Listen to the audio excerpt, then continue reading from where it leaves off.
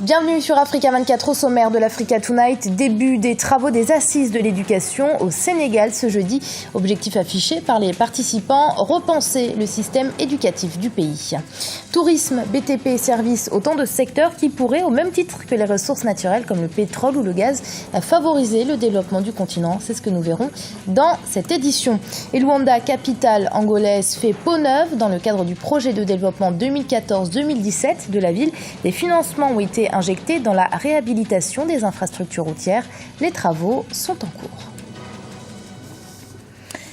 Les 300 délégués des assises de l'éducation ont commencé leurs travaux ce jeudi à Dakar, capitale sénégalaise. Durant 3 jours, acteurs du secteur de l'éducation revisiteront tous les segments du système éducatif en vue d'y apporter les orientations à même de réhabiliter l'école sénégalaise. Les conclusions de ces assises sont très attendues, notamment par le chef de l'État, Macky Sall.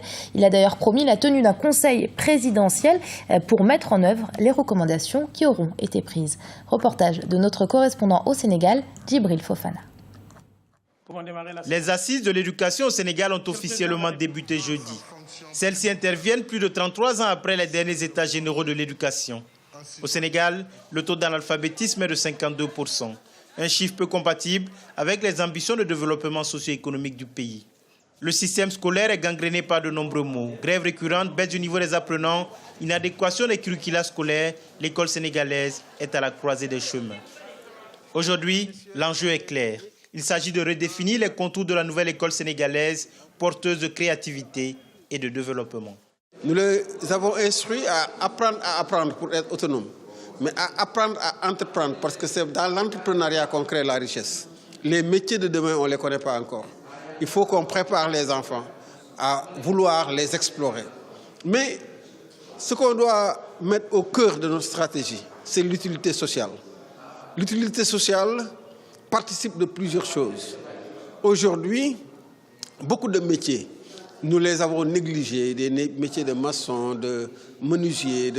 Pourtant, on peut bien gagner sa vie avec. Mieux, on peut transformer les choses avec. Au Sénégal, l'éducation nationale a toujours été le plus grand poste de dépense pour les finances publiques. Sous l'ancien régime, il captait plus de 40% du budget national. Aujourd'hui, c'est 32% du budget qui lui est consacré. Mais les résultats ne sont toujours pas à la hauteur des investissements réalisés, en cause d'un climat scolaire et universitaire en perpétuelle instabilité. Aujourd'hui, nous sommes dans une posture totalement positive. Nous sommes prêts à aller dans le sens donc, de pacifier l'espace scolaire au nom de l'éducation de qualité pour tous.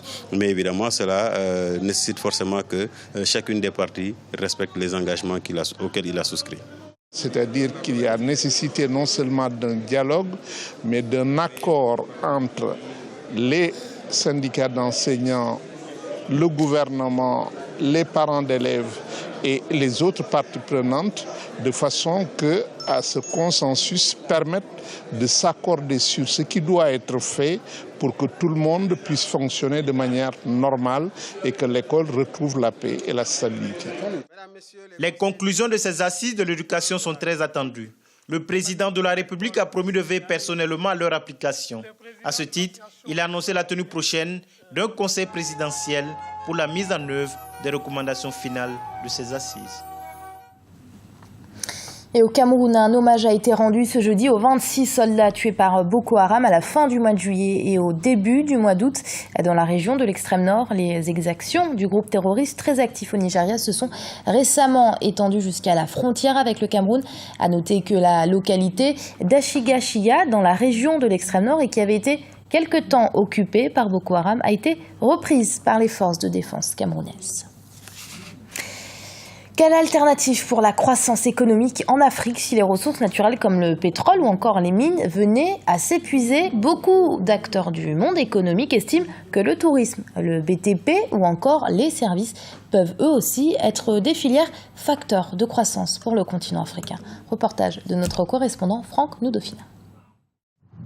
La croissance économique en Afrique accélère et se diversifie.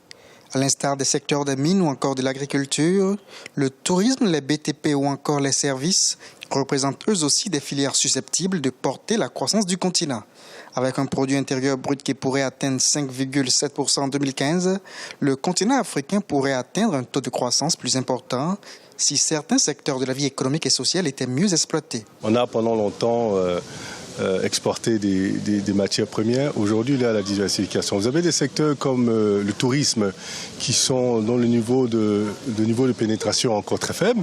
Secteurs qui sont très porteurs, qui sont générateurs de devises et qui sont générateurs de gros capitaux. Vous avez le secteur des services qui commence à se développer et qui est très important.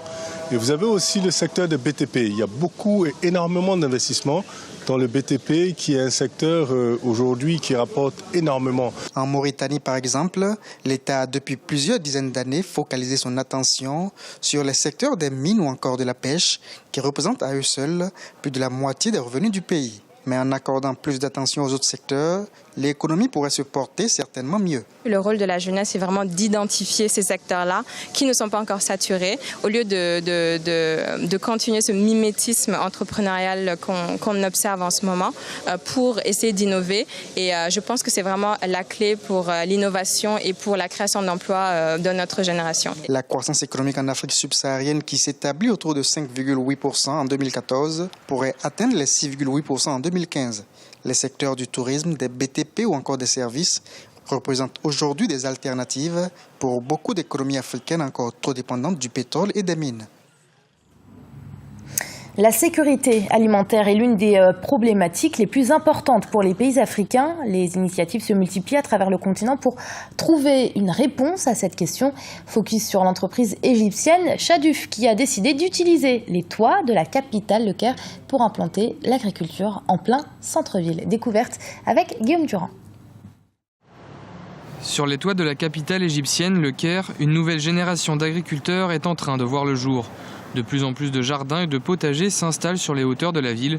Dans un pays majoritairement désertique, cette initiative, notamment développée par l'entreprise Shaduf, constitue une alternative pour tendre vers la sécurité alimentaire. Nous avons combiné cet aspect avec notre passion pour l'environnement et sa préservation. En Égypte, les ressources sont limitées et il faut œuvrer en permanence pour assurer l'avenir des prochaines générations.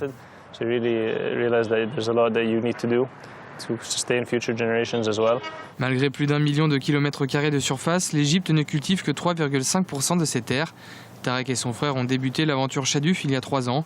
L'entreprise finance fermiers et agriculteurs pour la création de leur jardin et assure également la vente des produits. Le plus important, c'est que nous produisions ces produits en utilisant le moins d'eau et de fertilisants possible. C'est primordial dans un pays régulièrement confronté à des pénuries d'eau. Quand vous plantez votre propre nourriture, vous savez qu'il n'y a pas de pesticides ou de produits chimiques. Vous êtes en meilleure santé. Le ministère de l'Agriculture soutient le projet. Shaduf entend avant tout développer de nouveaux moyens d'utiliser l'espace pour améliorer le quotidien des Égyptiens. Cette révolution sur les toits du Caire constitue également pour l'entreprise un outil au service de la sécurité alimentaire.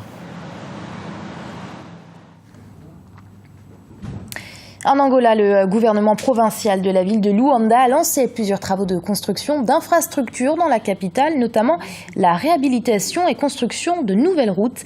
À Palança, l'un des quartiers les plus habités de Luanda, le manque d'infrastructures routières rendait le quotidien des habitants très difficile. Ces travaux sonnent donc le début d'une nouvelle ère. Reportage de notre correspondant Jacques Amboka. Luanda, la capitale angolaise, est en pleine restauration. Les travaux de réhabilitation et construction des avenues Alpalanca dans la capitale sont en cours. Ces travaux sont prévus dans le projet de développement 2014-2017 de la ville de Luanda, lancé par le gouvernement provincial. Ici, par exemple, l'entreprise chinoise Lorbe est en pied d'œuvre pour la réhabilitation de cette avenue qui donne jusqu'au quartier Kimbangu.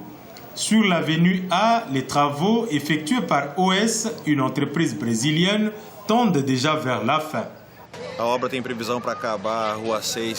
Nous allons rendre l'œuvre à l'autorité provinciale au mois de novembre. Nous avons rencontré certaines difficultés au début, notamment avec la pluie, mais avec l'engagement du gouvernement et celui de notre entreprise, tout sera conclu d'ici octobre.